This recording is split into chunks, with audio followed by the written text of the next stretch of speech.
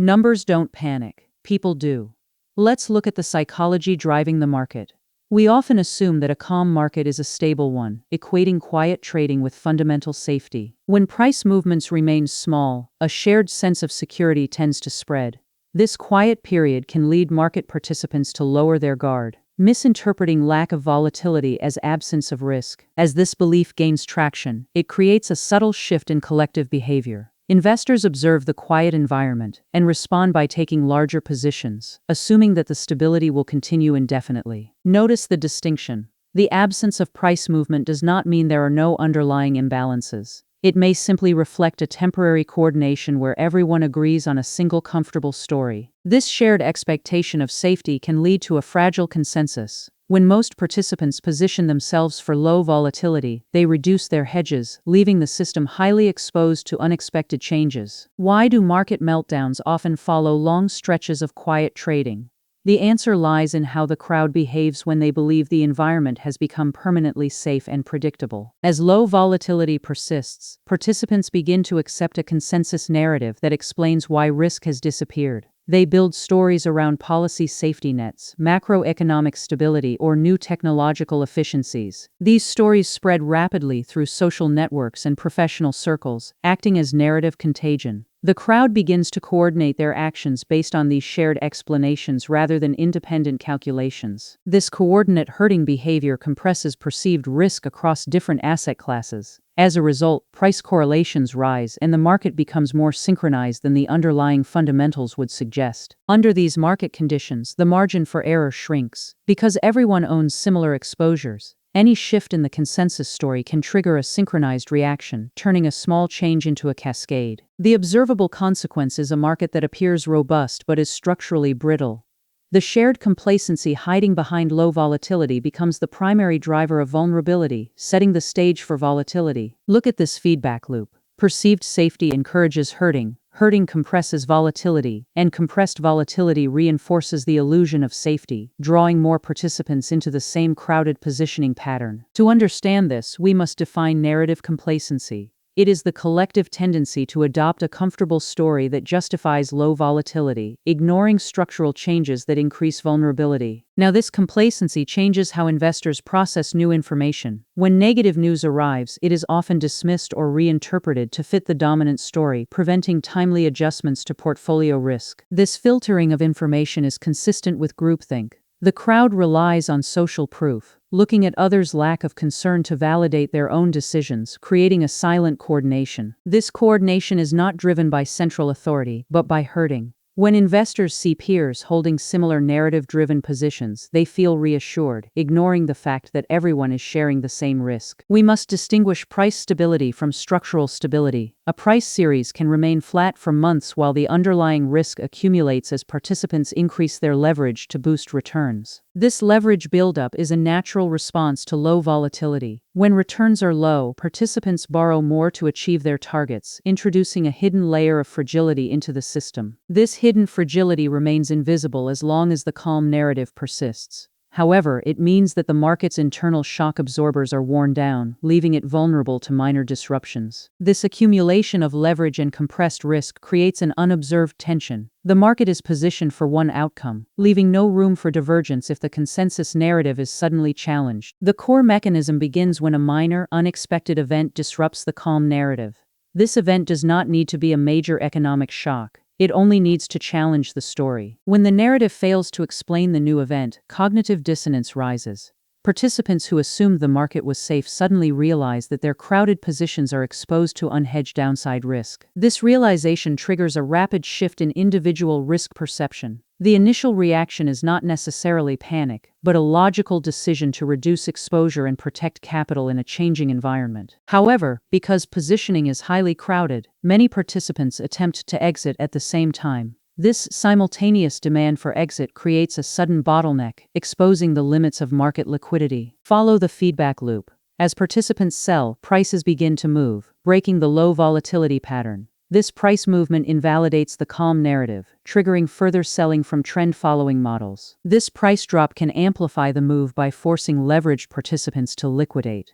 Margin calls trigger automated sales, creating a self-reinforcing cascade that operates independently of the original disruptive event. This cascade is consistent with reflexivity, where beliefs shape prices, and changing prices then alter beliefs. The sudden volatility feeds the fear narrative, causing the crowd to herd in the opposite direction. During this unwinding process, correlations spike toward one. Assets that appeared diverse fall together because they were held by the same herded participants who must sell everything to meet their obligations. This correlation spike reveals the confidence mirage. The diversification that investors relied on during the calm period disappears when the shared narrative breaks and liquidity becomes the primary constraint. So, the very mechanism that created the quiet period, complacent herding, becomes the force that accelerates the decline. The larger the crowd in the calm, the narrower the exit during the shock. This feedback loop between price and positioning is crucial. It shows that volatility is not just an external shock, but an endogenous result of how the crowd coordinates during quiet times. At the same time, the transition from calm to volatility is often nonlinear.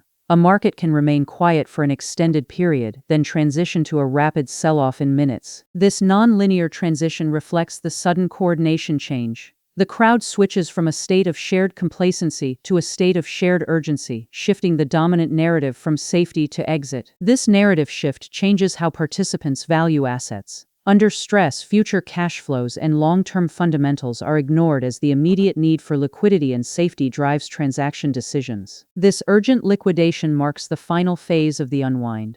The market reprices rapidly, not necessarily because fundamentals have collapsed, but because the crowd's positioning has violently decompressed. To evaluate this behavioral model, we must establish its boundaries. Not all calm markets are confidence mirages. Some quiet periods reflect genuine economic stability and solid fundamental balance. Under stable macroeconomic conditions, low volatility can exist without high herding or excessive leverage, representing a healthy market consensus rather than a fragile bubble waiting for a shock. Additionally, this behavioral analysis has limitations. It does not allow us to predict the exact timing or magnitude of a narrative break, as sentiment changes are highly sensitive to initial conditions. One key distinction is between institutional herding and retail participation. In some quiet markets, professional managers maintain strict risk controls, preventing the leverage buildup that drives systemic fragility. We must also note that low volatility can sometimes facilitate capital coordination. It allows businesses to plan and invest with confidence, showing that quiet trading is not inherently dangerous. However, historical periods like the mid-2000s credit expansion provide a validating case.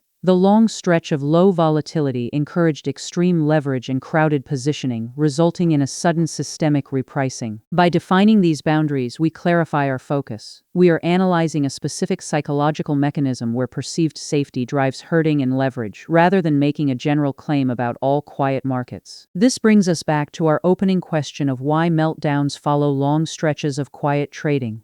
The answer lies in the accumulation of hidden risk during the calm. The confidence mirage leads participants to treat low volatility as a permanent state.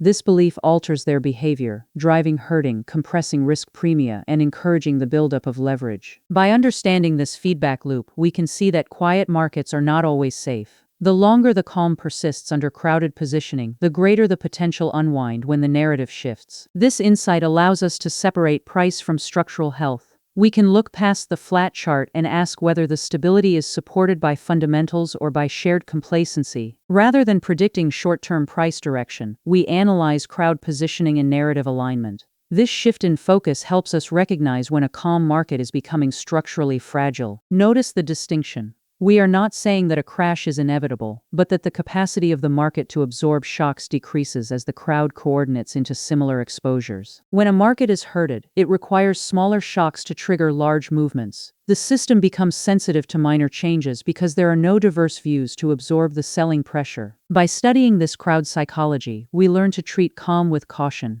We recognize that the quiet we observe may be the very force generating the next period of instability. Target the mechanism, not the prediction. The goal is to understand how the crowd's search for safety can create the conditions that make the market structurally vulnerable to change. In practice, we can monitor herding by tracking asset correlations.